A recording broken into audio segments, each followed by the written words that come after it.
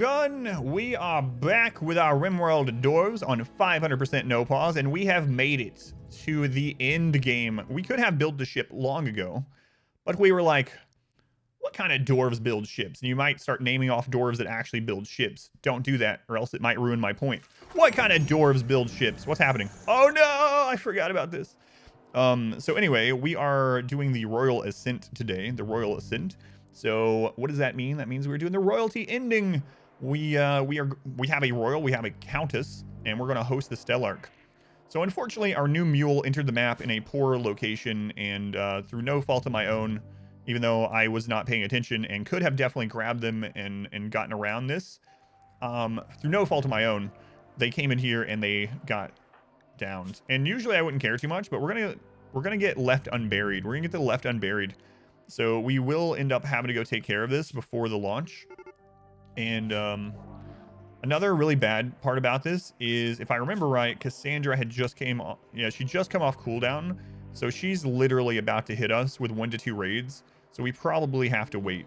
Now we could shoot a mortar down here, like an incendiary, but the rain will come and put it out. So yeah, we will I guess we'll deal with this. I might actually just, I don't know. It really sucks. Anyway, we gotta wait until Cassandra hits us because I don't want to get caught out. I don't want to get caught out, and it's really far away. This is a big map. That's like about as far away as it could get. We also got this here. I guess best case scenario would be like some pirates come in here and they attack this and they destroy them, or they kidnap them, but I don't think that's gonna happen. So yeah, we're just gonna end up getting the left unburied hit, I guess. We could do some rituals in order to get mood up before that happens, but I want to save those for the ship event. So where's the room for the royal? It's down here in the McDonald's area of the base. So we got our McDonald's Happy Meal throne, and then we got, hey Baba, what are you doing there? You're not a royal. Baba, for God's sake. That's for the royal. That's for the royal. You know what? You can sleep there until the royal shows up, I guess. But yeah, there's where the royal will end up being. So there is more stuff that we could get ready for the end game event. So let me explain, while we're waiting on Cassandra to hit again, how the end game event is going to work. So basically, there's going to be a timer for about 15 days, and the game can roll either 1 or 2 raids within a day-and-a-half period. So every day and a half, we'll get hit by either 1 or 2 raids. They can be very close together. Sometimes you get lucky and there are 2 enemy raids very close together and they just fight. And if we survive those 15 while keeping the Stellarch in good spirits and all that kind of stuff, we will beat the game and we'll get to the credits. Now, like I said, we could get unlucky. We could get like 20 plus raids, or we could get really lucky and get like 15 raids or fewer or something. So we'll have to see. Last time I did a ship launch event, we had almost the maximum number of raids you could have, which was kind of frustrating. Now we could prepare more. So the storytellers don't matter for the for these events. These ones are their own separate thing. Now, are you asking if storytellers can continue with events during that? Yes, they can continue with events during that. So it isn't like all other events get shut off. But yeah, the events themselves are a separate thing in the coding that, regardless, even Phoebe would have the same like ship event, for instance. So now there's a lot of things that we could do to prepare more. I could hang around until we got bionics on everyone. I could upgrade the last few of our weapons that aren't legendary or masterwork into those. I could set up burn tunnels and additional backup chain shotgun tunnels and all that kind of stuff. But there's a few things with that. One, I just don't feel like doing it because I'm kind of done with the run. I did enjoy the run, but to be honest, at late game like this, it gets really slow, especially when it starts lagging a bit. And we could have beaten this like a week ago, probably, but I've been waiting for us to get the royal title. So now that we have the royal title, we're going to wrap things up. So the only thing we are waiting for right now is I'm going to get more meals set up, get this turned into more mood increasing meals. We're going to wait for Cassandra's hit. We're going to take care of this corpse here, and then we'll get started. Yes, I moved this south a little bit. Yeah, I got even more EMPs down there just in case. Also, I need to get steel or plasteel moved here. So we're putting plasteel there so that it is nearby to rebuild this quickly. I gotta make sure I know which 4 people I'm using for the repairs this time. That's gonna be important. I think I'm gonna set up another stove here. Might as well do that. Yeah, it's fine. So we do have other cooks, and that's one of the more important things right now is to get that going. So I'm gonna set them as a 2 on those. Get that moved and get another stove in. Sure doesn't care about the 15 dwarves he raised since birth. Excuse me, I don't care about the 20 dwarves I raised since birth. Come on. Hate late game when the struggle is over. Yeah, a lot of games have that problem, and I mean, it's technically possible we could still lose, right? Cassandra could still do a 1-2 hit punch that was just the perfect raids, and you know, we could lose. It is technically possible. We're not immortal. We're not incapable of a loss. But it would be a tall order outside of a ship launch type event for us to lose. A lot of games have that kind of late game problem. The games that I think about mostly that have that are like 4X games. So in a 4X game, there is a point where you know you've won. You know you've won, and it feels like you just need to go through the motions. I've had that happen a lot with like Civilization. So in Civilization, I'll be like, all right, I'm going to do a conquest victory. A conquest victory where I just kill everyone off. And there's a point where I'm so far ahead of everyone else, like we're in like friggin' space age, and we're like dropping nukes on people with muskets, you know? And it's like, all right, well, there's no way anyone can ever stand against us at this stage, but I still have to go through the motions of conquering everywhere. And it gets kind of tedious. Same thing with like, yeah, Stellaris. You know which game doesn't really have that happen? Honestly, are games like Crusader Kings. And maybe it's because you're playing in a compacted time frame, and there's so many different options and how succession works. But anyway, that's a different side of things. But it does happen a lot in 4X and grand strategy games in general. Like even in Total War it'll happen depending on which victory you're doing. But anyway, that does sometimes happen with RimWorld. Your beloved Crusader Kings. I never really got super into Crusader Kings. I played it casually a few times, which is kind of hard to play Crusader Kings casually because of just the nature of the game, but you know. Total War has that which you hate. Yeah, that's one reason I really like the different victory conditions in Total War Warhammer. In Total War Warhammer, there are 4 victory conditions, and you just choose which one to do and like kind of end the game on. But if you do like a conquest victory in Total War Warhammer, you're in for the long haul. There is a stage where you're like, all right, I have like 30 armies. I have like 10 max level lords, and I'm just like snowballing the world. I just gotta wait. Oh yeah, Spore, man. Spore's an old game now. Spore's an old game. What was it? Man, I saw something. Oh. Was it Dark Souls or something? Anyway, I saw somewhere the other day where someone referred to a game in like the same era as like the first Dark Souls, like right around there. It might have not been Dark Souls, but they referred to it as a retro game. And in that moment, my face shriveled up. You know, my face is shriveled up and wrinkled, you know. I aged like 40 years. So. Those people need to be punched in the mouth. If you go look at the technical definition of retro, there are a lot of games that actually fit that now that I still consider modern games. Oh, I remember what it started with. Someone was saying like, someone's talking about RTS games or whatever, and someone actually was calling StarCraft 2 like a retro RTS. I was like, hang on a minute. StarCraft 2 is like 12 or 13 years old. So, 12 or 13 years old. I shriveled up and became granny. We were actually talking about the first God of War, the modern series. And I was like, man, how long ago was it I played the other God of War? And I was like, it came out in 2018, so about 5 years ago. And the inspector was like, wait a minute, Adam. 2018, that was at 5. Oh my God. Like,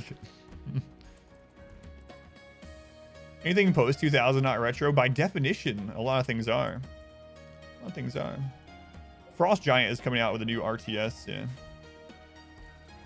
Shrek is retro. Shrek is 21 years ago. It's a retro movie. Talking about Dreamcast, they didn't know what it was. Am I old? Quest Babel, the attack job. Nope. Also, now that we no longer need the Empire's honor, kick them out of there. Get out of there. Get out of there.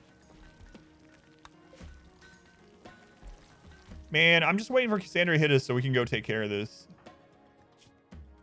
Colonists left unburied, minus 10. Back. Your steadfast loyalty is greatly yes, appreciated. it's almost 40, yeah. The new Game of Thrones show is just Shrek. Delve, thank you for the 25 months. Thank you, Delve. That's a long time. Final Fantasy 7 was 25 years ago. Doesn't know what the game Snake is. You don't know what to do. Snake was the first game I played on my first cell phone, and that's like all it had. All it had was Snake. Halo 1 just turned 21. Master Chief can finally drink in the United States. I already answered that yesterday and today. A fire will be put out by rain almost instantly.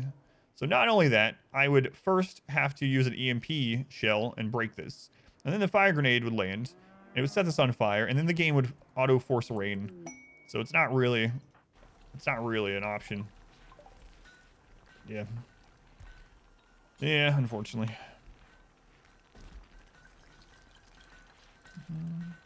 Did I mean Stormgate? Yes. Frost Giant is putting out Stormgate. Doesn't look like an actual RTS. It's literally an RTS. So it is. It's by the people that originally made StarCraft, Brood War, StarCraft 2, and Warcraft 3. And their entire company is built around revitalizing and making new RTS. Why does it auto-force rain? There is a code in the game that when a certain number of tiles are on fire out there, that it forces rain. That's just what the game does. Yeah. That's just how it's programmed. Yep. All right, we'll sell a bunch of this junk. A bunch of this junk that I was going to put on that mule, but then they went and got themselves killed through no fault of my own. I cannot be blamed for the things that I have done.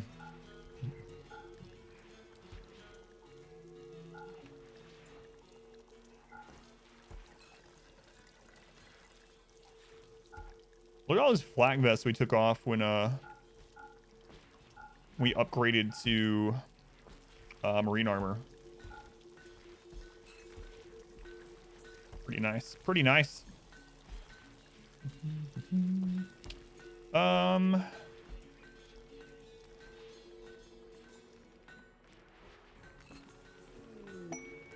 as well grab your components and your medicine, I suppose.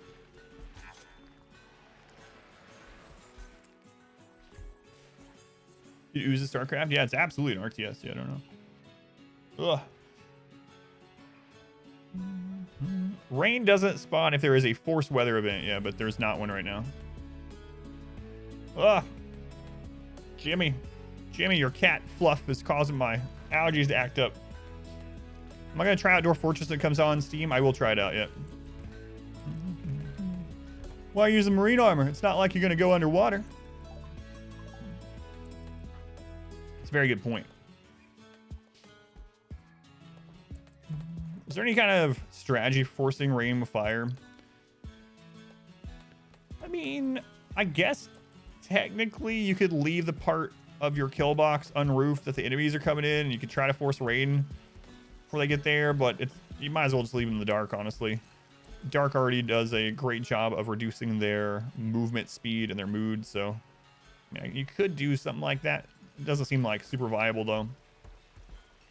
Doesn't seem super viable. Cassandra, come on, hit me. We're just waiting for the next Cassandra hit, and then after that we're launching the Royal Shuttle. Or we're gonna start the event, hopefully. Is one coming to Steam a remake or the exact same game? Been hearing about for years. It's a new version. It's a remake. Yeah, they've been. Well, I mean, you might have heard about it for years as well. Apparently, he's been developing the Steam version for whatever, 13 years or something. I don't remember, but so it's Dwarf Fortress the game, but it's completely remade for Steam with graphics and all that kind of stuff. But from what I understand. All right.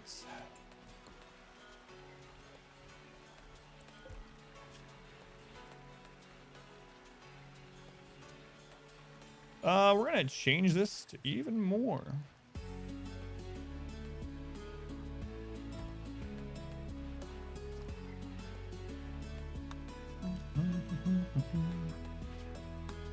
Don't get used to it.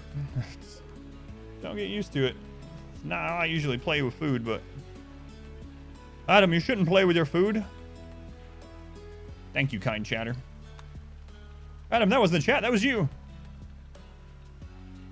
Sometimes people ask me, like, you might appear crazy, but I do get asked sometimes by people that are newly starting out. They're like, man, when you started out and you had like no viewers and whatnot, what did you do? How did you keep talking? You basically just pretend that you're insane, or you just are insane and you just talk to yourself. You become chat. Be your own chat.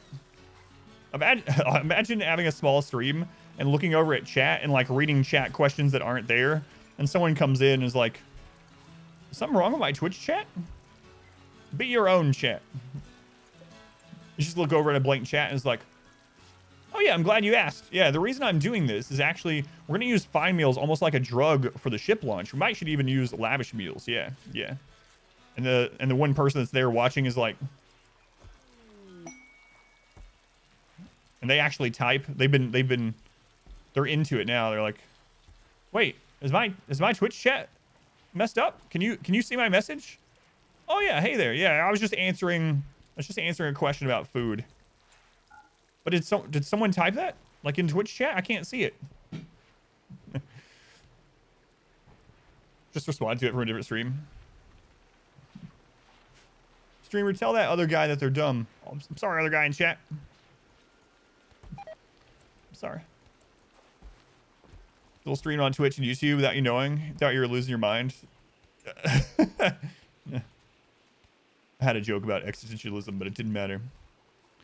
Feel very awkward in a 1 to 5 people chat. So to answer it for real, even though no one asked, back when I had basically no viewers, like let's say I had just, like you said, 1 to 5 people, I would just basically narrate what I was doing. I would just narrate it. And if there was something that I was explaining, even with no people in the chat, if there was something that I thought needed explained, if there was people, I just pretended. So I turned the viewer count off. I still have the viewer count off. I have to open it if I want to see it. But I turned the viewer count off, and I would just pretend like I had 100 people, as far as like, all right, I got to make sure I'm telling people what I'm doing and what's going on. And, that's not the only style that works. So that is what I ended up doing back then, until I finally got some people in and chatting, which was, Hey, James, can you do me a favor? James, just do me a solid. You see this? I need you to shoot that instead of the turret that's trying to kill you. Just 94 damage, James. Just 94 damage. Just right here. Just right into this mule. James, come on, man. NB, can you do this? Smelly, maybe? Smelly, you got a knife. You take care of this real quick. There. Yes, James. Maybe some missed shots will take out that dead mule.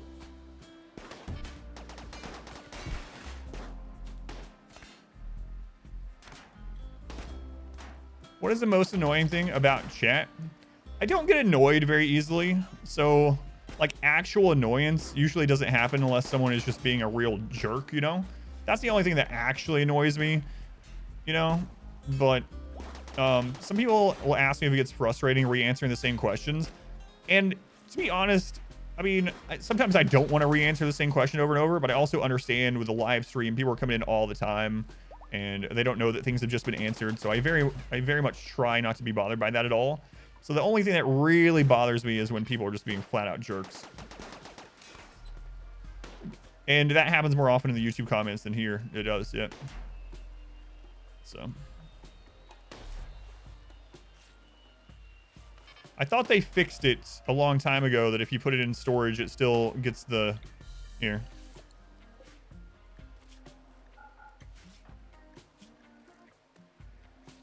They didn't fix it?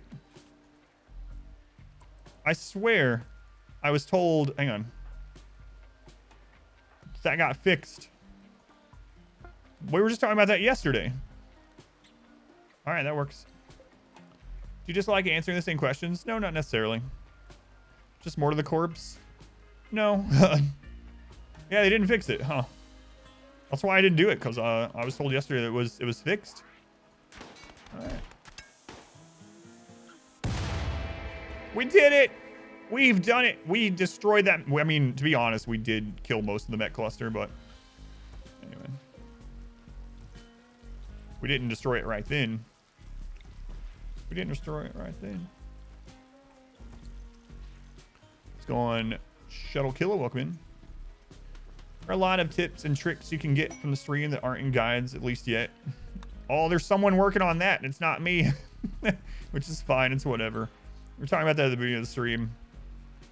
There's actually been someone on YouTube that's like, if I do a part of the stream where I like ramble off 5 tips, like later that day or the next day, there's this person on YouTube that are putting up shorts in their own words that are just going over the same things, which is bound to happen, but it's just funny seeing it. It's kind of bizarre. Patient with questions. All right, Cassandra. Cassandra, you gonna hit me? You gonna hit me, Cassandra? Cassandra?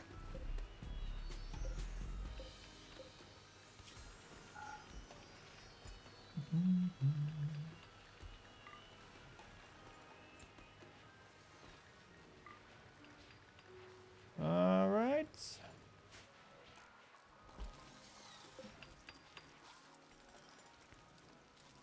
Okay, I'm going to put a little shelf of meals nearby so we don't have to run super far away to grab them. Draw floor have negative beauty? I believe so. Twitch chat has fewer jerks than YouTube comments. When you're on YouTube, do you tell them that Twitch chat is far meaner? Are you two-timing us? No, but to be completely clear, what I usually say is true. 99% of all the comments that I get on YouTube anyway are either nice or normal. They're Welcome back. So I don't want to do like a Your sweeping steadfast loyalty is YouTube greatly comments are terrible, appreciated. but the 1% that I get on there that are annoying or downright stupid are above and beyond. Like, you know, it's it can be really let's just call it really trying at times. But yeah, like 99% of the people on there, they're you know, and I think that's how it is in the world, to be honest with you. Like, generally the jerks are a small populace, and I think for the most part, people in the world are normal, you know, even nice people. But it's those very loud jerks and morons that make it sound like, you know, make it seem like they're a lot more. And that's how it is in the YouTube comments. Like 99% of the comments in there, nice or normal, you know, just everyday people. And then the 1% are those that are like, this is what's wrong with society. Allowing people to play RimWorld in a way that they enjoy, that they can relax after work. You shouldn't relax after work. You should be planning. You should be improving yourself. You should be doing science. It's like, get out of here. Metallo, thank you for the 16 months. And Mindfulness, thank you for the Twitch Prime. Thank you, Mindfulness. Delve, 25 months. Thank you, Delve. Pyro for 21. Look at all these numbers. 9% nice, 1% me ask for a sandwich. I need to re-upload the videos with your reactions for maximum reviews. Why don't you ever use it? It is science. Let's go in flaming beefs. Welcome in. I can go for some flaming beefs right now. I should start drinking. They've led me to drink. I'm gonna move one of those drills. How are we doing on steel? How are we doing on? We are so good on steel. Like, we believe it's like we're a steel mining corporation. I'm gonna get a little of this plasteel because that's. I mean, we do have a bit of that as well, but we'll probably need more of that during the launch. We have trouble micromanaging combat, which can be hard to watch. Yeah, I mean, I did a no kill box run. I really don't care how people play, like, honestly. If you're playing a single player game and you're not doing some kind of like competition, you know, speed running or whatever, literally do whatever. Life is short. Yes, it's the longest thing you'll ever do, live your life, but in general, in the grand scheme of things, it is short. We have a finite amount of time. You have a finite amount of time after work, etc. If you're playing something and you're not enjoying yourself, do something else. What storage am I using? I am using the 1.4 shelves. No mods. No mods for storage, just the 1.4 shelves. If someone tells you you're playing wrong, just feel sorry for that person and continue about your business. Can you please stop reminding me about my mortality? We got a raid attacking from multiple angles. They are tunnelers. Or I mean sappers. I don't know why I said tunnelers. Tunnelers. Hopefully you guys don't try to lead them in. But I got a feeling you might.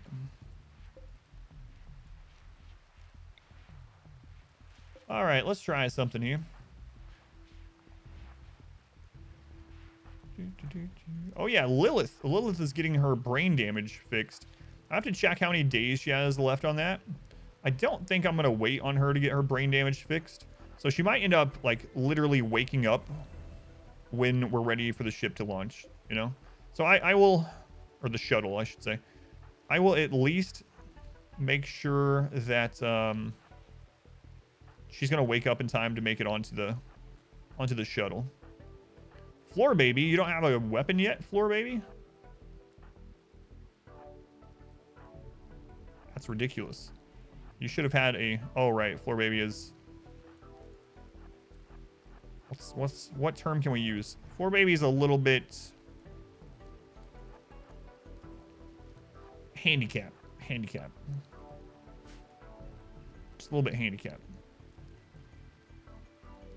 It's their addiction. Yeah, that is their handicap. They are extremely addicted to drugs. That's not a handicap. All right, we're gonna see how these act. Might not be.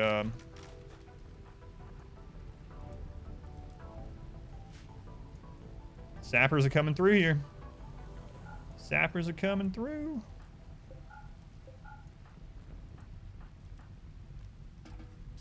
They're lighting themselves on fire. Excellent. Just love to see it. Just love to see it. I just haven't named Floor Baby yet because I wasn't sure if they were going to survive. That's terrible. This is actually kind of scary.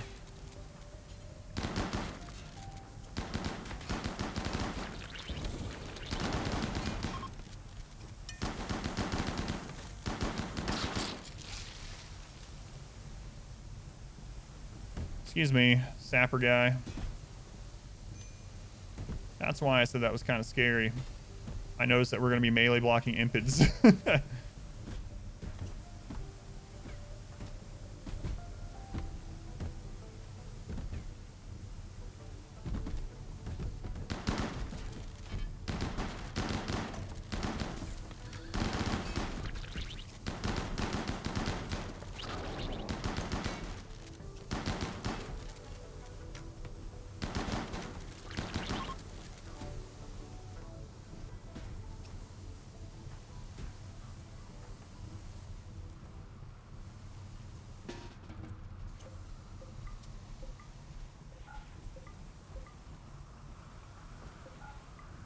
The repair doors ended up working really well, so that's nice to know. That's nice to know. All right, we'll allow all the things. We gotta get that rebuilt real quick. We'll just do that out of plasteel this time. Buy us a little bit more time. So, plasteel door right there. That turret back. Okay. And let's turn these on, get that set up. Excuse me, what are you doing down there, huh? Huh? A new subscriber. Come, steal yourself. Yeah, all right, there we go. An There we go. army. Stop your nonsense down there. Let's see, where is the claw? You know what, I'll use business goat. Business goat. Anonymous, thank you for the 5 gift subs. Thank you, Anonymous. I don't know if you're the same Anonymous or not, but I appreciate you. I appreciate you. Thank you, Anonymous. What is the point of the corridor with the turret in it? Which one? This one or I'm guessing you mean this one. So did you see how the sappers were reacting there? You can do the same thing with breachers. So what happens is if you have a pathable turret turned on, the non-breacher part of a breacher raid, if it's close enough, will actually break off from the breach raid and go to attack that turret, which as you can imagine is very helpful.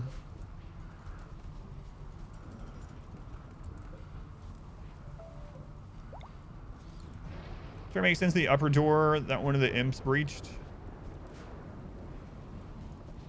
I mean, we already have one here. So the thing is, if I put a turret here and I just left this one off, sappers would maybe try to dig through down here instead of up here, and I don't want them to dig through that. We could probably do it though. Did I figure out how to make that work? I did. Yep. Smurf was testing it, and what was screwing it up was the fence and doors basically were breaking what the game was willing to like see the turrets through. Why didn't the turret? So just like my passing guide says, you cannot cause collision with sappers, breachers, or boss waves with any of those methods. None of them works on breachers or sappers. That's just how it always has been, and that is in the guide as well. But yeah, so those ones do not enter combat, or excuse me, they do not have collision until they actually get damaged, or you cast a psycast on them. So unlike normal raiders. Why is it programmed that way? I have no idea, but it is. Queen Curiosity, thank you for the gift sub. To Dark Riot, thank you, Queen. Very much appreciate it. Welcome back. Pog, welcome in. IR, welcome in. So the fix was to put that the breacher turret closer to the enemy. Yep. And part of it, we think, so there's this mechanic in RimWorld that is not explained really anywhere, and a lot of the other mechanics in the game are built off of it. You're injured, you're fine. Stop whining. You have a bruise on your torso, White Death. Oh, Skyon, I think I'm dying. Anyway, the thing I was talking about is the game is divided up into these squares, these regions, these zones, these that are invisible. You can turn them on, I think, with developer mode, but these little like 20 by 20-ish whatever zones. And there's a lot of things in the game that check based, they scan the zone, and how they function is based on the zone that they're in comparison with the zones around, and it's a big complex mess. You don't really need to know about it, but things like that can impact things like causing collision. It can impact those to not work the way that they generally would. So yeah, zones, not the zones like you zone people, but map regions, that's what it's called. RimWorld Binge, thanks for explaining so many mechanics. Oh yeah, no problem. Thanks for watching. Thank you for letting me know. All right, so we're going to see if Cassandra is going to do her second attack, and then we are launching. Keep saying launching the ship. We are doing the royal ending. All right, let's clean these corpses up before the rot stink starts. The rot stink.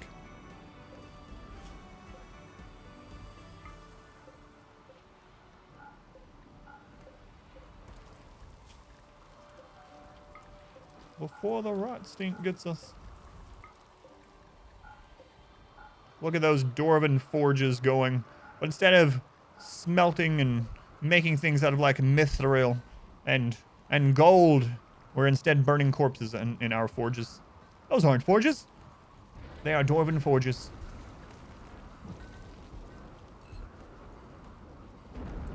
Lilith. Lilith is going to be out in 9 days. Man, it is tempting to wait on Lilith. 9 days is not very long, but... downside of that would be Cassandra would be right off cooldown again. Right off cooldown.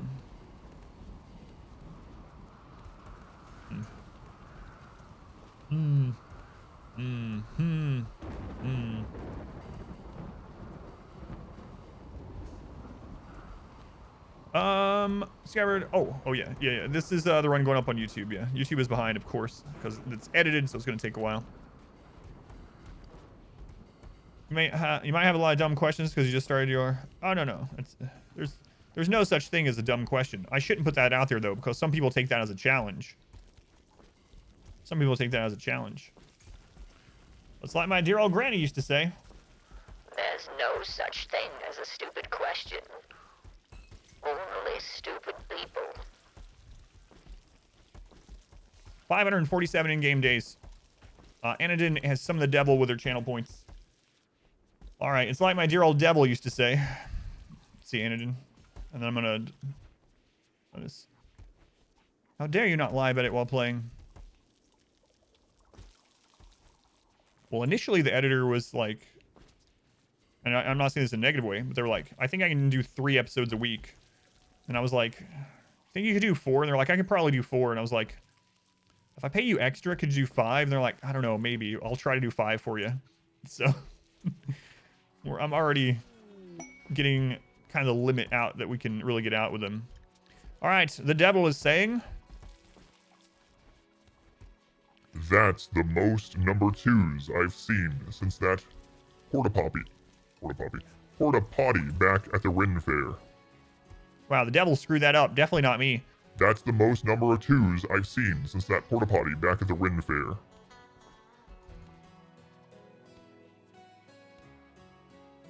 They say the road to hell is paved with good intentions.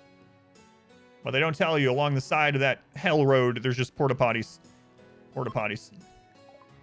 The true torture. What job type is repairing mechs? It is a smithing job, and it takes crafting skill. So if you want to look at what all smithing does, you can hover over it. But as you see here, make subcore encoders, make things in the mech gestator, repair mechs, things like that. So it is a smithing job. A mixture of concrete and sawdust. No, that's not the road to hell. Concrete sawdust mixture. That's the food that is served. Ah, sawdust soup. Frostpunk. Frostpunk is a good game. She's going to be out in less than 8 days. A marriage ceremony. Why, that means I have to make a new bed. Hash, monkey, and answer. Okay. You're playing Frostpunk right now? It's a good game. I like Frostpunk.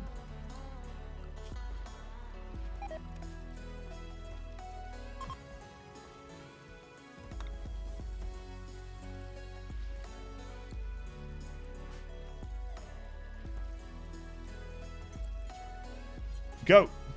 Get out of that wedding ceremony and come build a bed for the new couple to consummate on. As a cart that sells Tijuana hot dogs. Vendors are tenacious.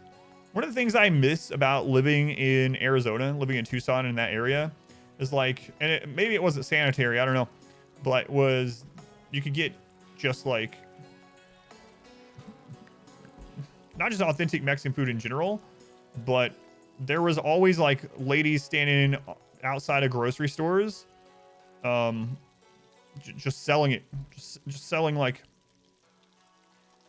Mexican food. It was It was hard to pass up. It was cheap. It's homemade. It was good. So, oh, let's look at the art. Vengeance. This furniture bears a depiction of a circle. Vengeance. You think they're upset that they can't make circles in RimWorlds? There's only like, you can only make things out of squares, right? Out of blocks. Food trucks, slap your living Phoenix. Yeah. The food trucks are really good too. But what I was really thinking is tamales. So like outside of every grocery store, there was always like a little Mexican lady. Like what? They were all little? They were always little. I don't know. With like paper bags. Like paper bags. Like tamales? Do you want to buy tamales? It's like, sure. How? Maybe. How much? Or like, you know, 2 tamales, $1. It's like, I'd be losing money not buying these. We also, when we rented somewhere, we had a this old Mexican lady that lived right across from us, and she would just come over and ring our doorbell sometimes and be like, it was just her and her husband, probably in their like late 60s, early 70s, and she would just come over with like a paper bag, and she'd be like, I made too many tamales. Do you guys want them? Do you like tamales? It's like, yeah, we'll absolutely take them.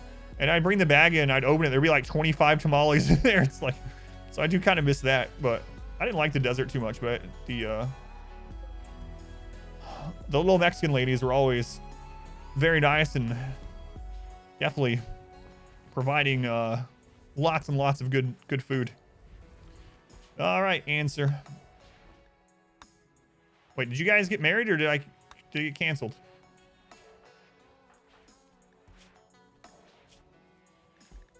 Okay, you're married. Just making sure. Hash monkey. That funky monkey. All these squares make a circle. Can you still wake up mech clusters by dropping sleeping spots? You cannot. That was one of the fixes in 1.4. One of the patch changes in 1.4. You cannot wake up mechs using no health objects like that anymore.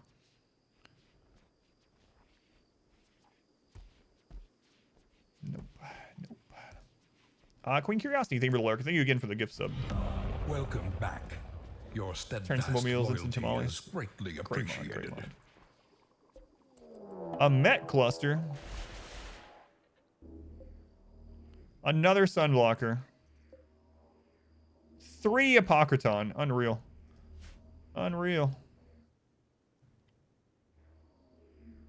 So that will no longer happen after the next patch comes out. Sunblocker doesn't really matter too much. We're probably not going to grow much more beard here anyway. Can you drop pod stuff on your own map? Yes, you can. Saturday Market's selling his wife's tamales out of a 5-gallon bucket. No license, so he looked the ground and muttered, tamale. They're always good, too. Let's go north, fellow dad connoisseurs. Can't decide if I want to wake up, or I mean, wait for Lilith to wake up.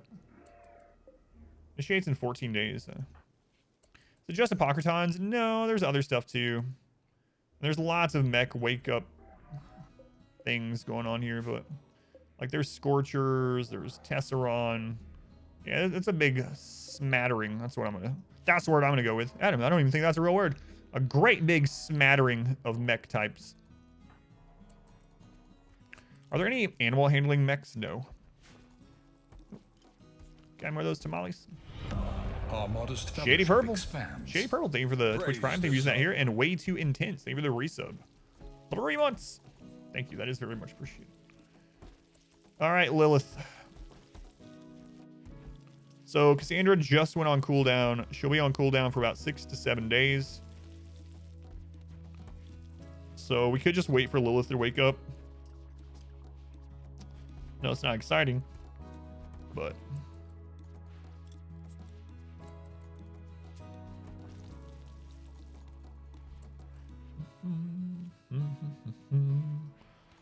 do I want to build a backup tunnel while that's happening?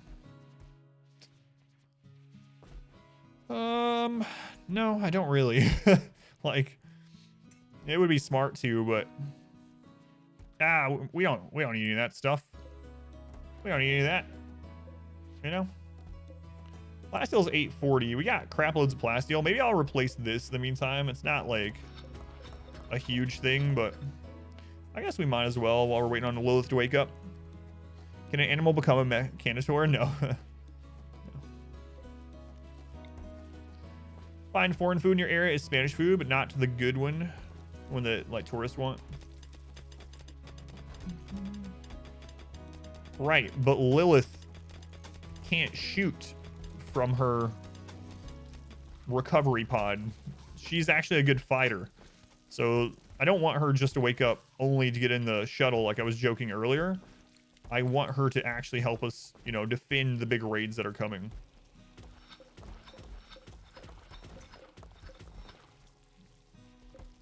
So, and she'll wake up really soon, so it's not a big deal.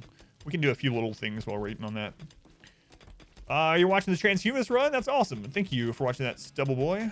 Transhumanist run was a lot of fun. I like that run. It has one of my favorite moments in all my RimWorld playthroughs. It has the man, I don't want to ruin it for you. Let's just say there's a really big battle in the upper 20s episodes. That is the biggest battle I think I've ever seen in RimWorld. So anyway, thank you. No spoilers. Our modest fellowship. Stubble Boy. Praise the sun. Thank you for the subscription also. Thank you, Stubble Boy. And thank you for watching there. There is a second YouTube channel now, Stubble Boy, by the way. If you want even more long-form RimWorld content, Adam vs. Archive. What are Persona cores for? The Persona core, if you're not using a mod, is only for making the ship. So I will show you. In the ship, you have the ship computer core. You need one of those to build your ship and launch it. So without a mod, the Persona core is specifically for that. Yeah, the TV's EVP battle. Yep. That's the one. Yeah, my pleasure. Thank you again for the support. What am I using to power the base? Mainly chem fuel generators. Very dangerously located. And 2 geothermals. And 1 vanometric power cell. And you might be saying to yourself, Adam, what's a vanometric power cell? I've never seen one of those. Well, thank you for asking, even though I'm the one asking once again. A vanometric power cell is one of 3 very rare Archotech structures that are in the base game. They've been in vanilla for a very, very long time, but they are quite rare. And the vanometric power cell produces 1,000 watts of power forever, and we got it from a quest. So it will just keep producing 1,000 watts. Don't have to do anything. It just works. It just works. What are the other ones? Nobody asked.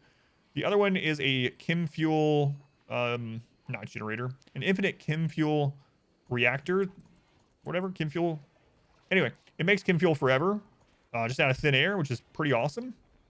And then there is the, oh my God, what the crap is it called? What is the soothe pulsar thing? For some reason, all of a sudden, my brain, I was literally about to say it, and it's like, no, Adam, those are called soothe. They're not called soothe pulsars. It's the psychic emanator is the word I was looking for. Thank you. There's a psychic emanator, which is the third one, and the psychic emanator basically makes it so everyone within an area like this around it, even through walls, get a psychic soothe. That's the other one. The chem fuel one makes so little. It makes little, but it's just, I mean, it's just there. It just produces it. I wish it wasn't as rare as it is, because it, like you said, it doesn't produce a lot, but it is just free chem fuel made from thin air, which is nice.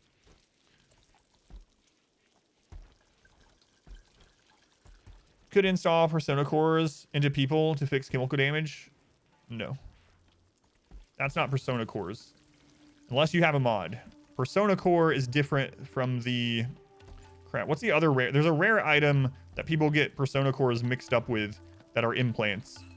I don't even remember the last time I saw one of those. But no, Persona core in the base game is for making the ship. There are mods where you can use Persona cores for other things, but...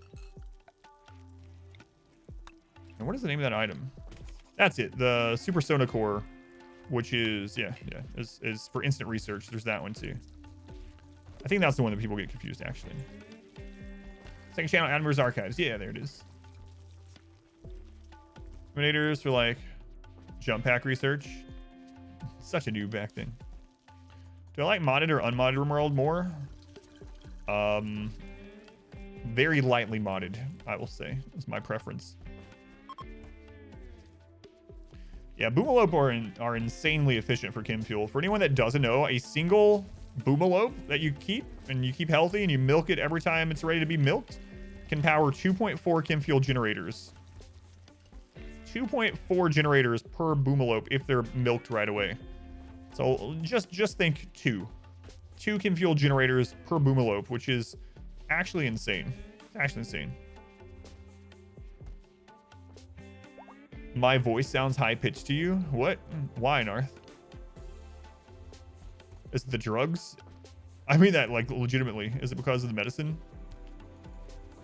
Mess around with some more of the vanilla expanded stuff. Yeah, there are a lot of good mods out there for sure, but I prefer just lightly modded, yeah.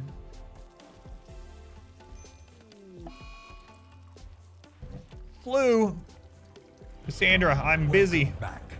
Your steadfast loyalty is greatly appreciated.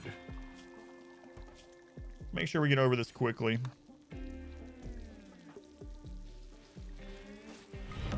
Welcome back. Your steadfast loyalty is greatly appreciated.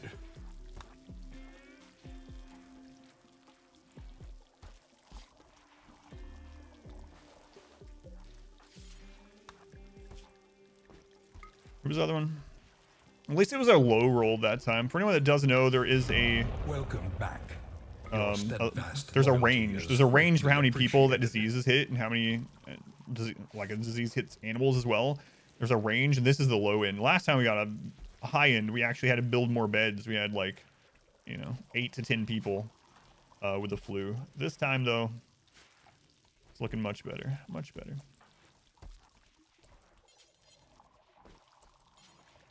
Okay, Claw's doing that. So yeah, those people should be fine. Who is that? Wild Fetus, 12 months. Oh my god. Wild Fetus, you made it to almost one entire calendar year. Thank you, Fetus. I appreciate it. And Sand, thank you for the 5 months. Async, thank you for the 3 months. Also very much appreciated. Thank you guys. Have I seen Stardeus? I played Stardeus on stream for about 2 hours. So am I tired of people asking my opinion? You can actually see me try it out for 2 hours on YouTube. That's on there if you want to see me try it out. But it was fun. I would like to try it out some more someday, but I'll probably wait until it's a little bit further along. Not that it's in a bad state right now, but yeah, I did try it for a couple hours and it was fine. It was fine. All right, there's another thing I'm going to do while we're waiting here. While we're waiting to get through this, I'm just going to make some beds. Why am I making some beds? Well, a masterwork, or is it legendary? A legendary bed and masterwork bed increase, either one. Masterwork. Increase rest gain rate so much that it will actually help a lot on the ship launch. It's going to, like having all legendary beds would be similar to having everyone have quick sleeper, which despite some comments on the traits guide, quick sleeper is a positive trait. That's another weird thing that's been happening. Like I've had several comments like quick sleeper is actually bad.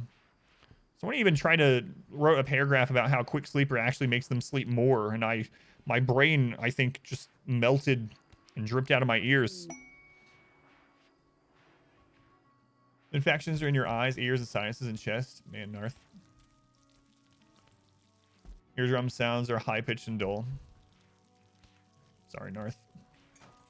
Yeah, I saw that you were posting about it on Discord, but hopefully you get better soon. How would quick sleeper be bad? Do you want me to tell you what some of the comments that we're talking about quick sleeper being bad are? All right, here's one of them that made me laugh very early on. I had a comment on there that said, quick sleeper is actually a really bad trait because my quick sleeper pawns wake up in the middle of the night while everyone else is asleep, and they venture off to the edge of the map to do work, and they end up getting killed because I don't know they're out there. So hang on. Quick sleeper is bad because you don't zone your pawns and you don't keep an eye on them and you just let them go to the edge of the map when they're awake and let them die. So it's like, how does that make quick sleeper bad? But that was one of them. Another person said that they'll have less children if you have quick sleeper, which isn't really true. Like they They only need like a few seconds to make a baby. And then there was one that said, like I told you, there was one that actually tried to tell me, like, they made a paragraph telling me that quick sleepers actually sleep more. And that's the one that I was like, what? They were like, actually, quick sleeper sleeps more than a normal pawn because even though they sleep less per time that they're asleep, their rest recovery rate falls at the same rate as everyone else. They're actually going back to bed sooner also. And I was like,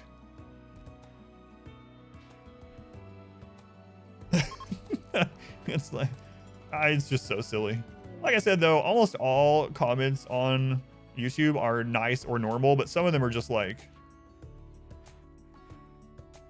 I don't even know. Yeah, there was someone yesterday also telling me that Bloodlust was infinitely better than Tough. Nope. Nope. Woke up early, catch the stream first time. That's awesome. We're about to do the end game event also. Hopefully you enjoy. Thank you for being here. Now, there are some, like, we couldn't cover everything in the guide, obviously. So I've had a lot of people also pointed out examples that we didn't mention, which is true. Like, if we had made every example you can possibly give, the guide would have been like 8 hours long, you know? So yeah, that's true. And you can read the comments and there's some interesting things in there that are true, but some are like, what material is best for a good bed? You want to use wood, steel. Mainly, that's what I would suggest. You can also use plasteel, or even uranium. Uranium actually has the same sleep stats, even though it's a stone. You agree with the person that said Trigger Happy is a higher tier? Yeah, I agree with that too. Trigger Happy is one of my highest tier as well, especially late game, but it wasn't really put in a tier. It was put in a category. 8-hour guide would be RimWorld 101 pretty much. Hey, Apex Rex. Did you get my email? I actually emailed you. Sorry about that, but thank you again. I felt bad last night because when I was doing the story day stuff, you know, I have everything kind of muted and stuff so it doesn't get spoiled.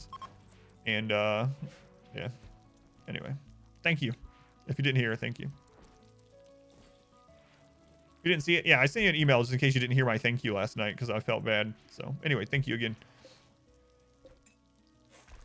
I usually don't do that, but I literally went in and I was like, all right, what email did this PayPal donation come from? So if that's kind of weird, sorry, but I wanted to make sure that you knew I appreciated it. But yeah, there's some really weird things on it. Construction skill determines quality of bed. Construction skill along with if they're a production specialist or not, if they have an inspiration or not, etc. But yeah, construction skill is the main part. Yes, exclamation Discord.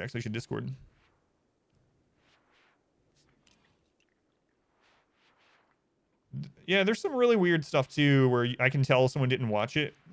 Like, someone will literally be like, no, actually Gourmand is really bad. And I'm like,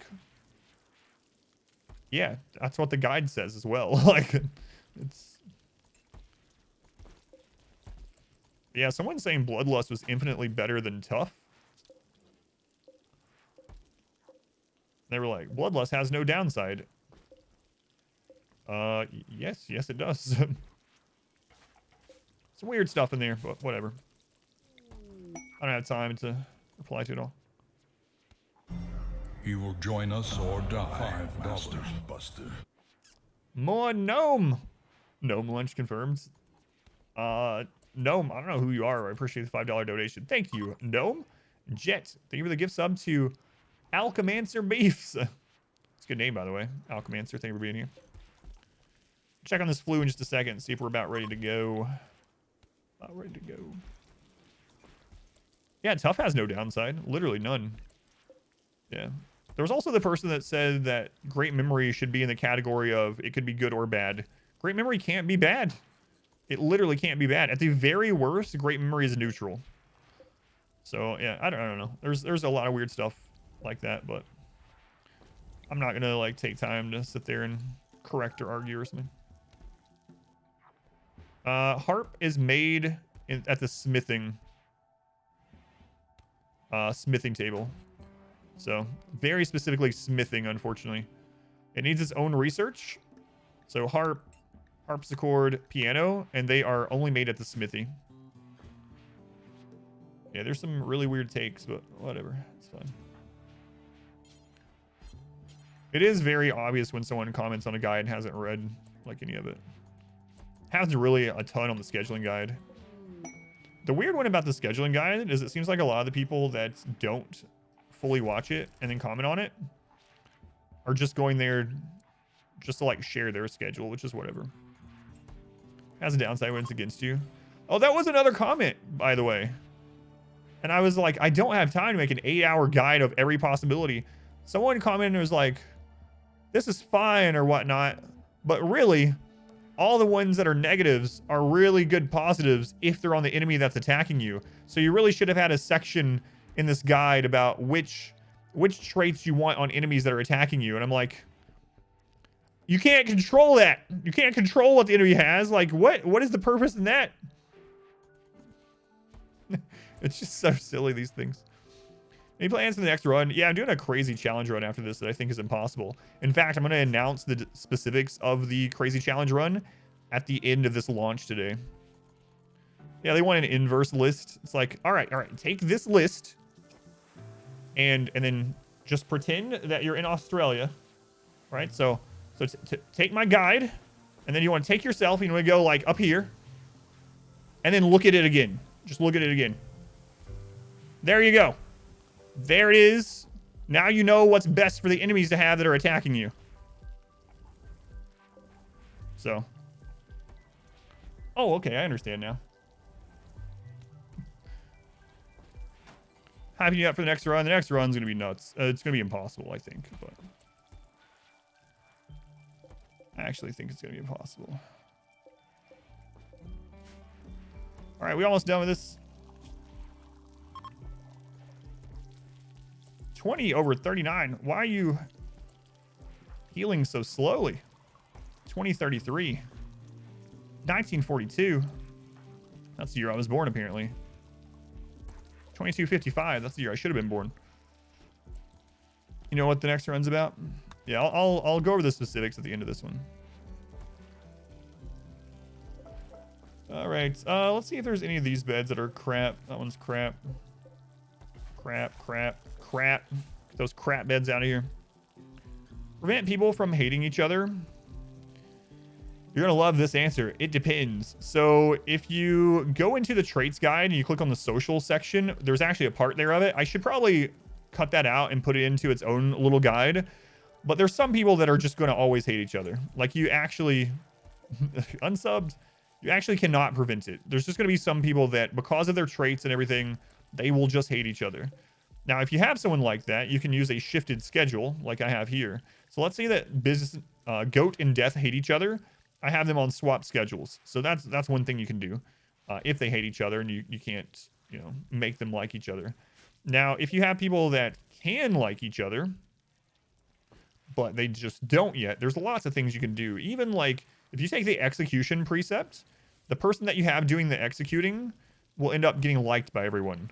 So you could literally just make the person that's everyone's disliking at that moment, set them as the executioner, have them execute a few prisoners, and then all of a sudden everyone else's mood increases towards them exponentially. So there's lots of little things like that you can do. But yeah, there are going to be some pawns that just are not going to like each other no matter what you do.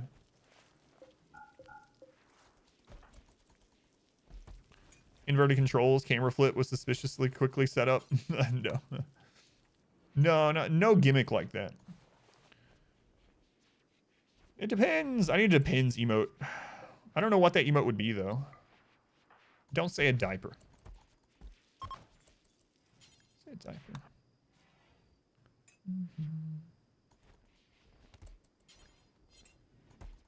Recluse trait. Our modest fellowship expands. You can have recluse having Praise friends and the stuff, sub. but yeah, they do like to be alone. Alone.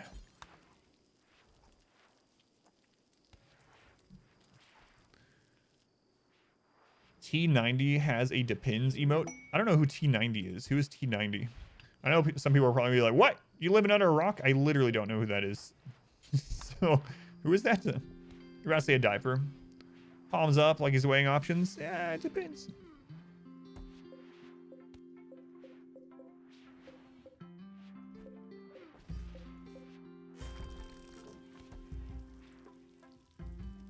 Oh, wait. I do know who that is. Right. I know him, actually. I kind of forgot his name, but no. I listened to him cast some Total War and Age of Empires. Both of those, I think. Yeah. Now it rings a bell. As soon as you said AoE, I was like, oh, wait. I do know that name. There we go. I'm an old man with a diaper on. How about a Depends diaper on my head? It just says Depends on it. Perfect. Done. I'll contact the emote artist.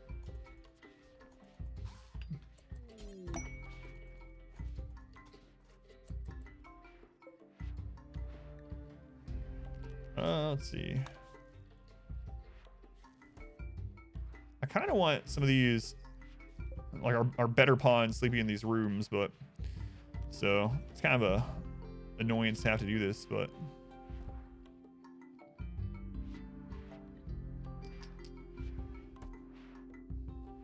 like Marcunis is out there. I want Goat in here. Goat. Vig, we need you in a room as well. Who else? Like,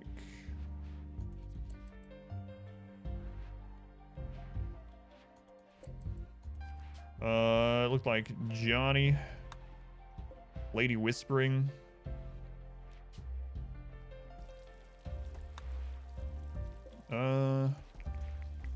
Zeddy.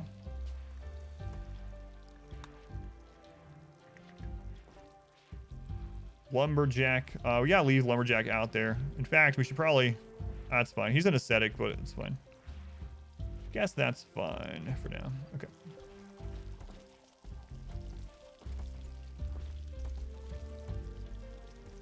Other jobs are you want all to work at the same time, same schedule, and jobs you want to spread out the entire day. So about that one, if you have people that are like acquaintances, they're not like bickering at each other, you want them to build more relation, then having them set up in jobs where they spend a lot of time within 6 tiles of each other is good. So at 6 tiles apart, that's when they do those social interactions. And so you want to have them in jobs that are 6 tiles apart. So your cooks, for instance, if you want them to interact with, you know, the person that's tailoring, then set that close by. Now, the inverse of that is that if you want to get more done with less production benches, then splitting your workers that do the same job up is a great way to go. So right now, for instance, we have 3 fabrication benches. So what I could do is I have 3 crafters on this schedule, and then I could have 3 other crafters on this schedule. And therefore, we're basically getting kind of the work done as 6 people with 6 benches, right? So you can do that, and it really spreads what you have quite nicely. You can even do it early game like research. You know, I'm big about having lots of research benches, or when you get to advanced research, it's a very good one to do.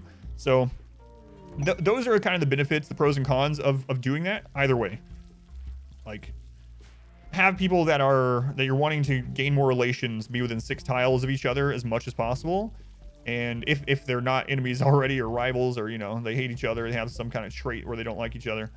And then you can split up your other workers to stretch your benches further. One second. Is there a way to effectively use toxic ID traps or toxic weapons in general? You can use them at the opening to your kill box. However, they're going to become stronger in the next patch. So there is an unstable patch right now that makes it so that gases can go through vents. So after that patch, you'll be able to set vents up on your tunnels and things like that, and literally gas enemies from the other side as they run by. Wild boar has been targeted by an orbital Met cluster double size.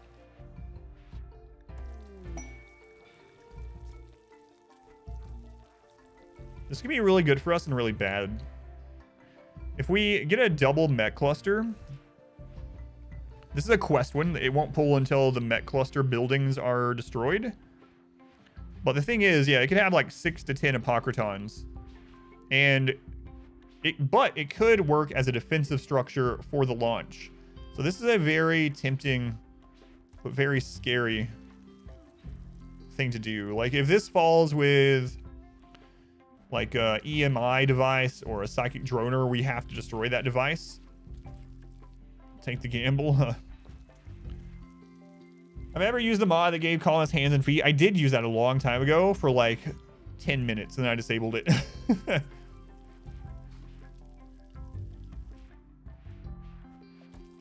Huh.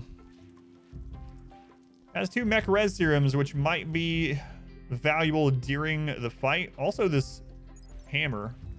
Kill Sorrow. No thanks.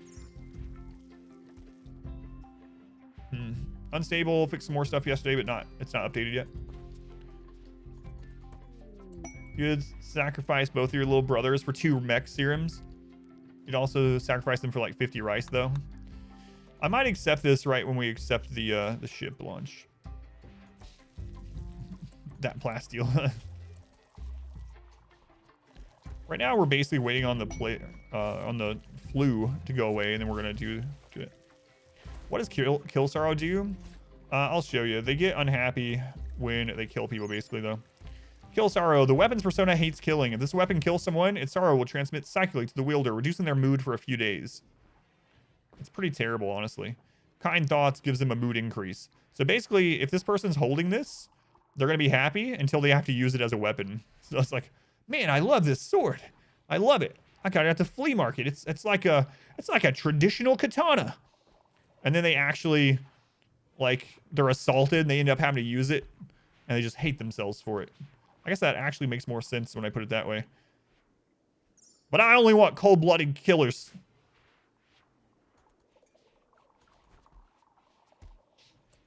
We do have psychically deaf on most of our pawns, though, so it probably isn't a big deal. But if I were going to take one... Oh, no, Floor Baby again. This is why Floor Baby hasn't gotten a name. Or a weapon. Yeah.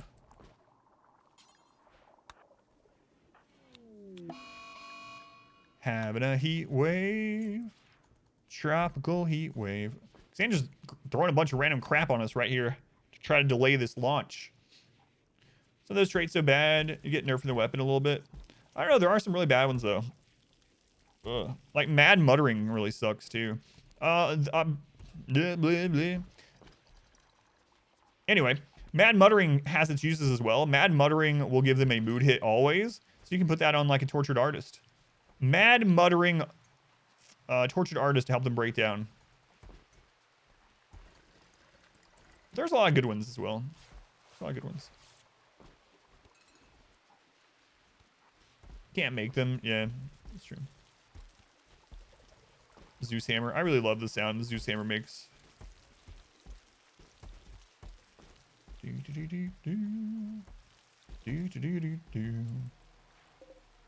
Wow, that's the most meals I've had on a playthrough in like 4 years. Not even an exaggeration. Not even an exaggeration. High psychic drone. My lord.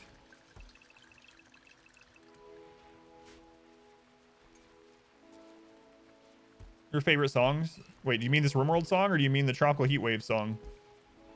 I don't know that I've ever met anyone that knows right off the bat what that Tropical Heatwave song is from until I tell them. The RimWorld song, yeah. The streak continues.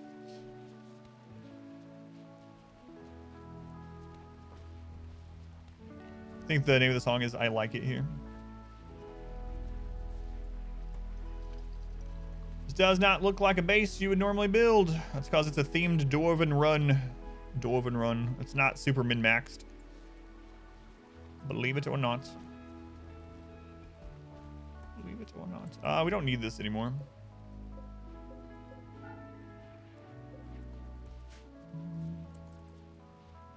Yes, that's what I remember it from is Grumpy Old Man, yeah. There's like a friggin' blizzard and that song's playing. Having a heat wave. Did RimWorld add deep storage? Not exactly. They added 3 items per shelf, though. Why is Lilith in the sculptor? Because she had most of her brain destroyed. Yeah. You love Grumpy? Yeah, I really like Grumpy Old Men. It was one of the ones, Grumpy and Grumpy Old Men were the ones that I would have like playing on the side TV when I was doing other things quite a bit when I was like a teenager. I had a lot of movies like that, but good movies. But yeah, she'll be out in 3 days. The flu is almost gone on everyone. And so as soon as Lilith pops out, we will start the royal ending. How long before launch? 3 in-game days. 3 in-game days. Well, before we start the event. I think we're pretty much ready for it. I mean, there's definitely more things we could do to prepare, but I think it's all right. 4 hours. No, to go through 3 in-game days. No way. Especially because Cassandra's on cooldown right now. Cassandra's on cooldown.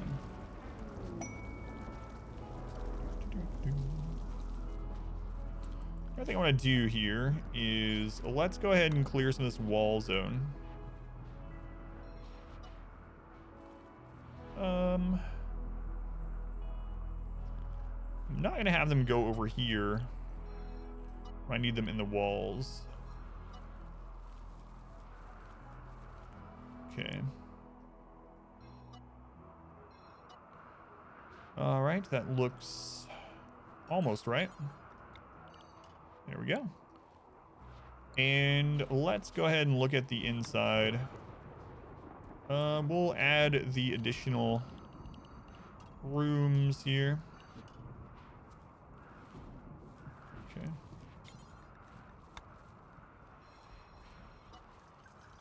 There we go. How are we doing on those poppers as well?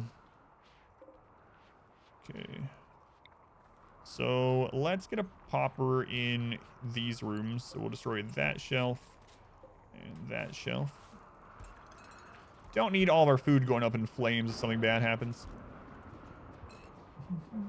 Yeah, I'm using 3 and 4 speed quite a bit. Yeah. Yeah, a 4x is probably sometimes slower than 3x with all the late game crap going on. Yeah.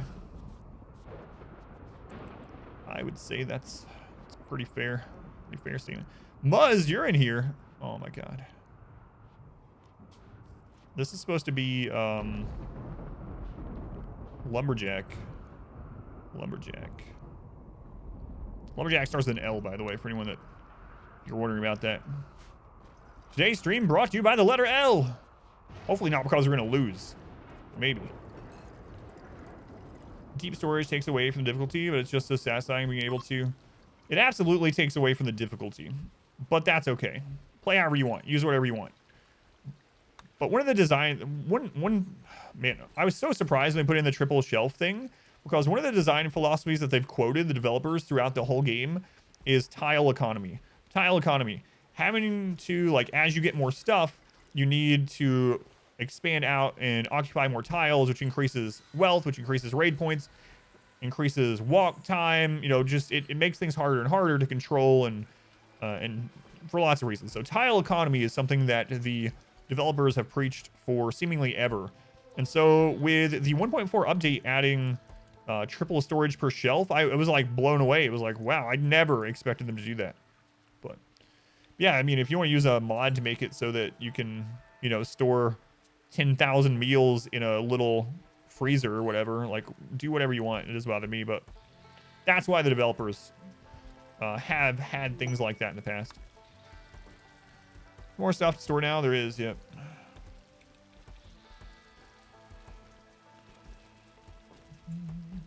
Still run out of space now because there's 20,000 total of steel, plastic, uranium combined. Jeez.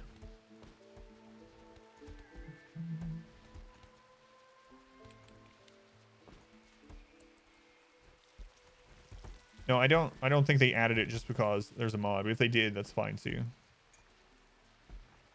All right. Looks like the flu's over. Lilith up in 2 days. And then it's go time.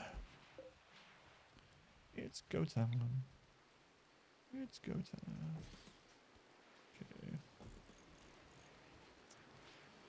Okay.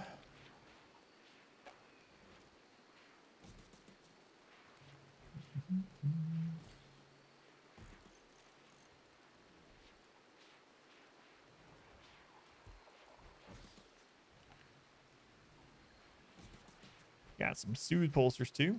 Nice.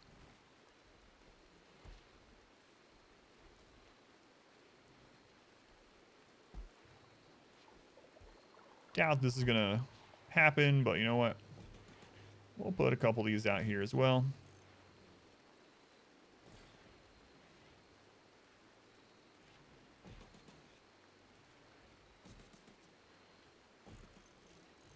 Cause better safe than sorry during a launch event.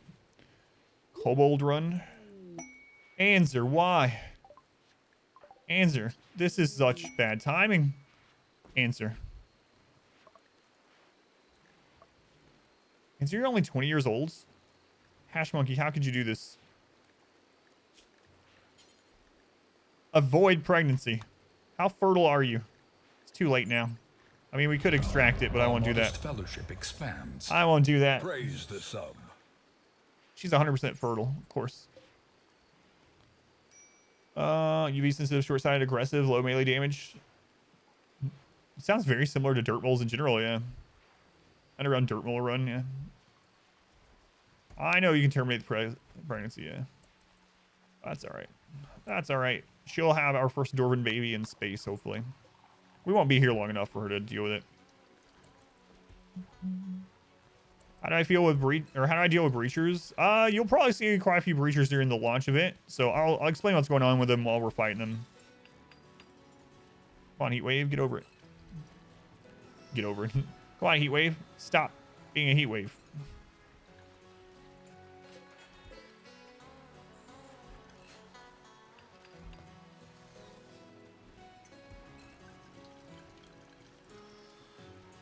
Space Dwarf. Heat stroke. Just stop having a heat stroke. That's currently my solution to everything. Just tell him not to. It's so hot out. It's 104 degrees and I'm just sweating. Just stop sweating. Wait, but that'll make me die.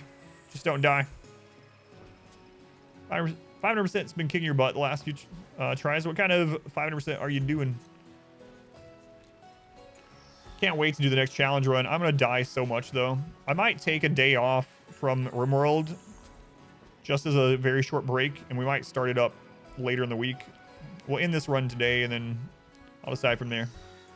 Are you mocking me? Sky God, my arms are missing. I'm bleeding out. Just don't bleed. Just don't bleed. Just have arms. You're doing a Dwarven run like mine? Oh, for anyone that doesn't know, you can get all the things that I'm using for this run if you want to do one as well. The seed and everything's available, but now I've updated. I want to do this with future runs. If you go to my website, adamversuseverything.com, or type !web or ! downloads in the chat, I have a downloads page now. adamversuseverything.com/downloads. You can download the custom ideology. You can download the custom Xenotype, which has the beards fixed in it, so your women can have beards. And you can now download the scenario. So you can literally have the exact same setup to start your game if you want and see how it plays out for you. You can use the same map or a different one. If you do that, definitely let us know on the Discord how things turn out for you. Yeah, just probably don't make a one-for-one clone of every single thing, put it on YouTube, and tell people that you invented it all. That's probably not a good thing to do. You might be saying to yourself, Adam, what? Who would do such a thing? Well, someone did, so... You modified it a bit because you want to do sidecasting. I made this. It's so weird though. They copied this box one for one, and they streamed it. And someone asked them about it, and they told them that they came up with it. And then centipedes attacked them, and they didn't know how to use it against centipedes, and they died. So it's like, all right, cool. I made this. What I plan on doing the next run, I will announce at the end of this one today what exactly the next run is. The All Father. Lilith, wake up. All right, any last thing we want to get ready? I mean, there's lots of little things we could do, but I think we're pretty good.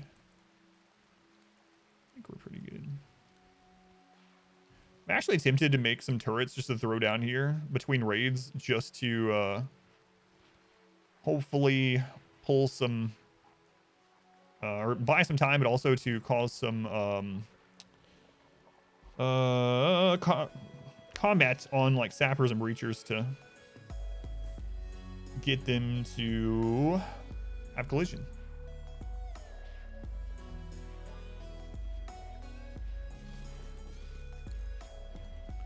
Some IEDs. I did use some IEDs early. Could do that as well. No, Carcan, don't you put that in my head. Come on, Pizza, welcome in. Frack, welcome in. Default for all Xenotypes. Couldn't figure out how to remove it because you hate dealing with that debuff. It's an ideology preset. So if you want to get rid of ugly corpses, you need to use a ideology preset that doesn't care about corpses, such as Supremacy. I think Pain is Virtue also has the ability to not deal with corpses. But Supremacy is usually the one. So you could always switch in Supremacy for like High Life if you wanted, you know. Or in place of Collectivist, you know, that'd probably be the easiest. I didn't want to play with Supremacy this time because I always do, but Dark Eldar Run can out torture people. No. It's got a different welcome in. Gauze Nova, welcome in. Yeah, I'm gonna grab that mech cluster too. Yeah.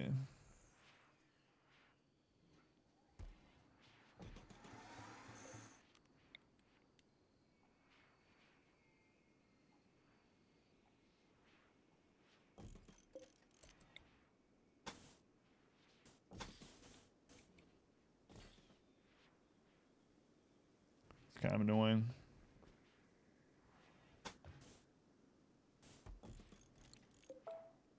Speaking of putting out fires, I almost forgot to put one of these over here. That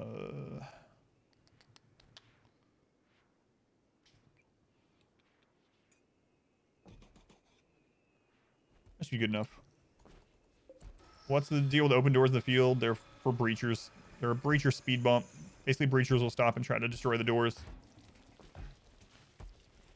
Skeletons of your foes as well as their spiked heads. Yeah, you could also get those cages. You can put corpses in those cages now. And steal those cages from places. I forget what they're called. Impid only? No.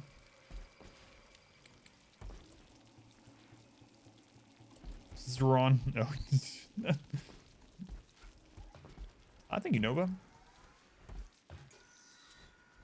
Cannibalism equals honorable. Cannibalism is required. All right. That's it. Yeah, the gibbets. Gibbets. Giblet? The gibbets. Gibbons? Yes. Yeah. I should mispronounce every word on purpose. Someone actually made a comment on YouTube that was like, why do so many people on YouTube videos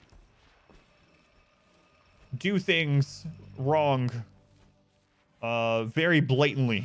I think we were talking about like the troll thing I did with the racetrack. And I was like, because it gets a lot of engagement, that's good for the algorithm. Also, it's just fun. Yeah. The racetrack thing was so fun. That was such... It's probably the biggest troll moment I've participated in. It's just silly, though.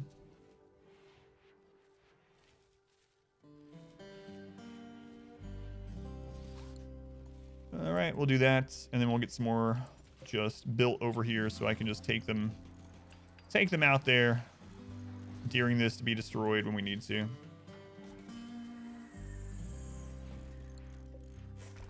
Fun's not allowed. Raid, could you have used miniguns instead? Yeah, I could have, yeah. What is allowed? What is allowed to Fat Crew? Aaron Taya, thank you for the Twitch Prime. Seditious, thank you for the Twitch Prime also. Thank you guys for using those here.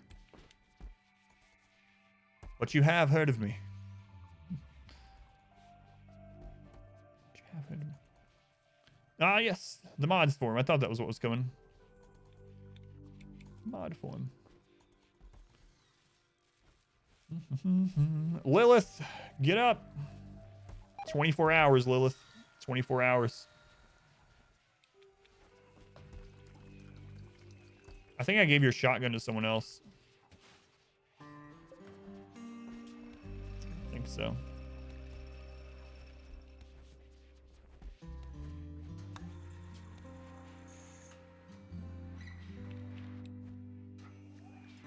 There's an excellent shotgun somewhere. Our modest fellowship expands. Praise the sub. Who knows where?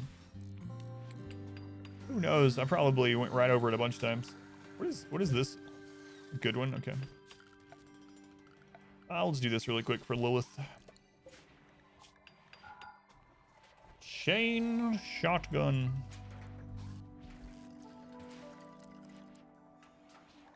There we go. Last. Oh, I read that. Apex Rex. They reused the Twitch Prime here also. Thank you, Rex. Thank you again. Counseling him as a tier 1 sub.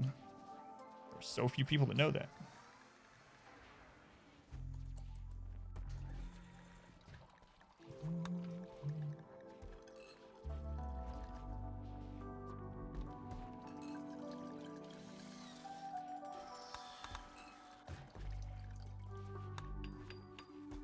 Claws on anything still?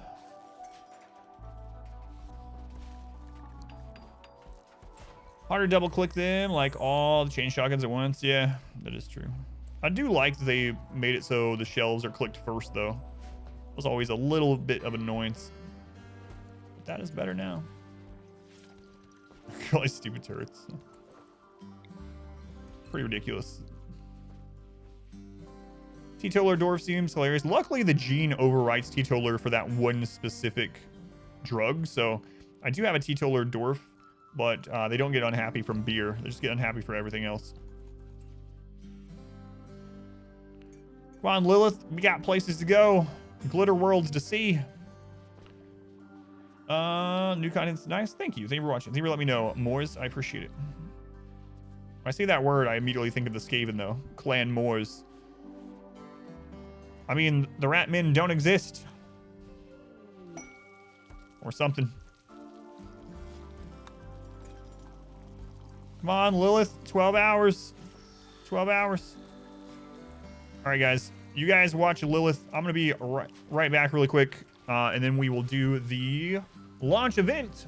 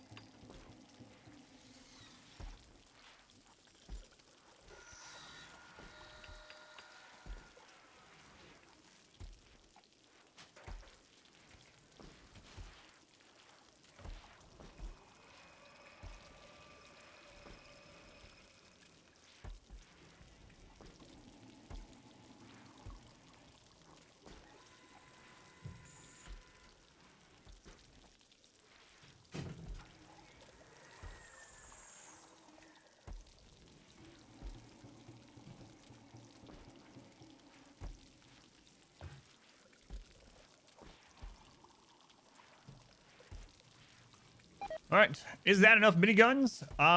There's no such thing. There's no such thing. If my dwarves could carry a minigun in each hand, then we would have more.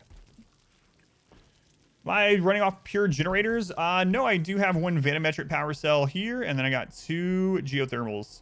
Two geothermals. All right, let's see here. Do I want to do this? I want to make sure that we don't get backdoored during this. I ask as I'm doing it. Do I want to do this? Is this a thing I want to do this time? Just a little bit of Dwarven cheese to round the end of the game out. Just a little Dwarven cheese. What if I just leave it here? So if they spawn, they come through here. That would be crazy. We haven't used this the whole game. We'll just deal with it. We'll just deal with it. Geos are always 9 miles from the caves every map. That blocks drop pods, yeah. Blocks drop pods. Yeah, I'm just not going to use it. It's fine. It's fine. Do doors even eat cheese? They do. They do. Dirty cheeser. What is this? The cheese run? Look, there's a legendary just laying there. Just laying in the hospital.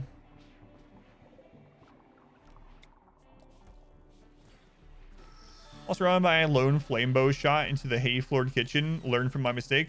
See, that's what I was telling people, Kronk. Yeah, when I was making the concrete in the last run, people were like, I much prefer straw floor. And I was like, that's fine, but it's 150% flammability. So if anything happens and it gets caught on fire, it goes up quick. Yeah, that's why I don't like using it as well. In before the ship launch. Yep, yep.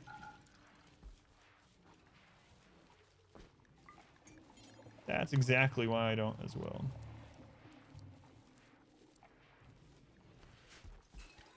Straw flooring mandatory run. For the bugs in your game, yeah, it does go up quick. Goes up real quick. You ever play without using exploits? Never. Never. But I do have a bunch of those runs up on YouTube. Gonna take everyone? Yes, everyone, yep. That's the plan anyway. Everyone that lives. 3 hours, Lilith, and it's go time. Natural pass mod. I like that mod, yeah. I used to use that one a lot. Use the straw floor as a fuse under the rain. I think the rain would still put it out in time. I haven't tested it though, but my gut tells me not really. This is against the angry chinchilla. Use straw floor in your first run. A meteor hit your barn. Caught all your base on fire because of it. Lilith! Look at that, Lilith. You have a full brain again. Way to go, Lilith. Proud of you. Proud of you, Lilith. All right. Here we go. Yeah, that's all I'm going to prepare for this. We could definitely prepare more, but I am not going to. So let's go ahead and put people in the wall zone. I'm gonna go ahead and accept this quest here, even though probably shouldn't. Probably shouldn't. Wait, did it already expire?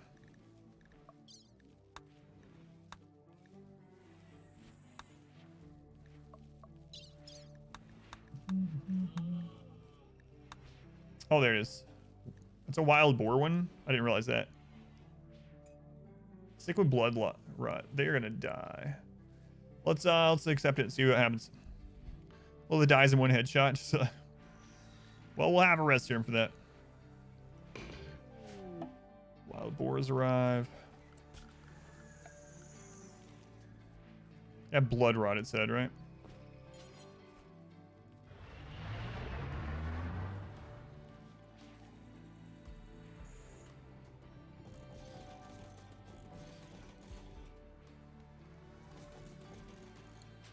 Okay, let's see what this mech cluster ends up being.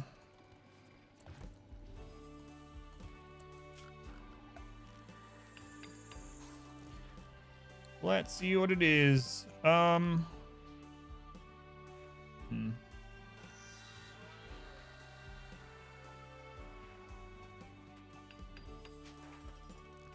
happened to the minigun kill box? It's still there. Yeah, we already used it like 3 times yesterday. We're still using it. Yep. It is there. There's one other thing I wanted to do.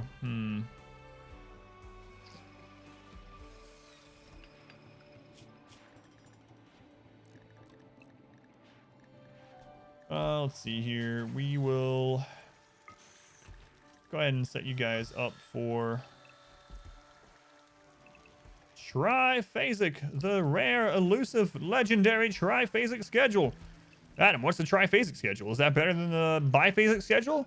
Well, I'm glad you asked. You can go to my scheduling guide, !SCH, or just search for RimWorld schedule on YouTube, or go to my website. The answer is it keeps them happy. Keeps them happy. All right. Those are built, so now we can go grab the boar. Grab the boar.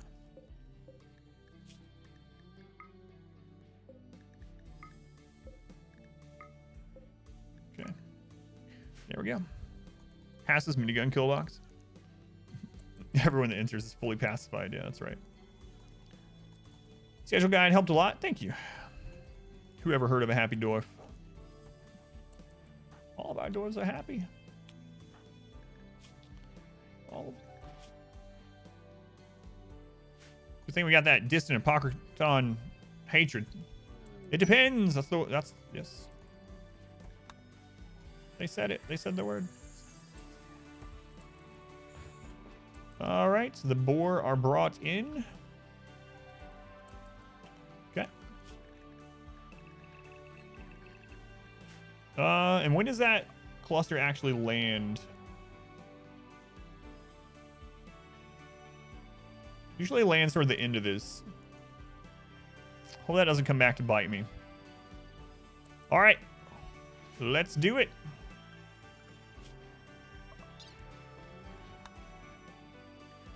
You need a free bedroom that satisfies the title requirements of the Stellarch.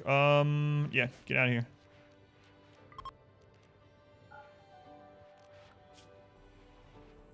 Wait. Is it missing? Hang on. I thought we had it. 80 impressiveness. Oh, it needs to find floor. My bad. No work allowed. No, yeah. All right. I forgot to do the floor in there. All right, we'll do that real quick. How many tiles is it? Needs to be bigger too. Needs to be larger. I think, right? Throne room, bedroom. Impressiveness 80. No, we got it. 30 tiles. Okay. 80 impressiveness. Okay.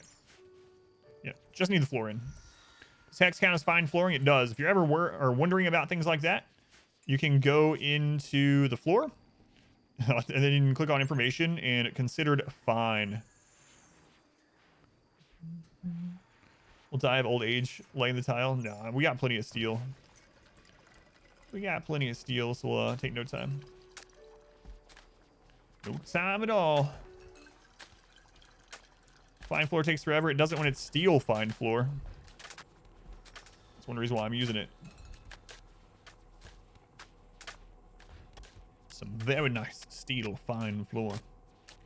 Almost set that up yesterday, and I was like, I don't think the Stellarch needs fine floor, but they did. Steel is way faster work for. Yeah, so now this flooring is from the Techist. So you might not always have access to it. I really like the Techist flooring, so yeah. I like it. I like it. Infestation, come on. Cassandra. Cassandra, why? Why, Cassandra? I'm busy. Cassandra, I'm busy.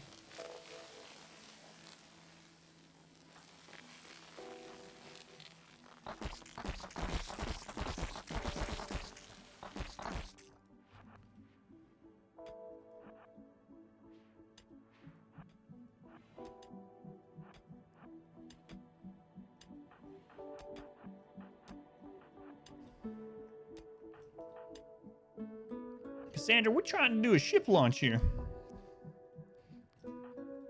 She's like, you should have done it faster. Yeah, well, shut up.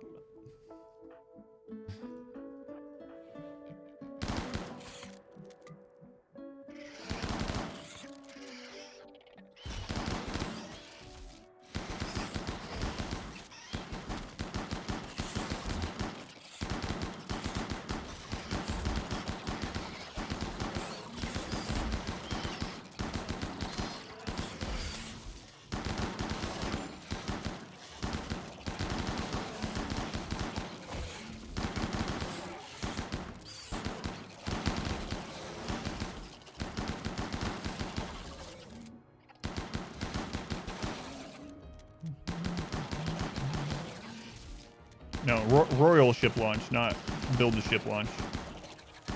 So we'll call it shuttle launch. Shuttle launch day. Wow, infestation. Wow. All right.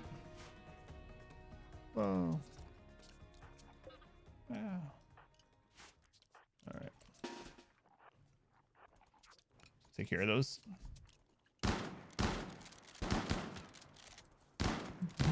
We're eating the jelly on the flight. That's right. Eat that jelly on the way out.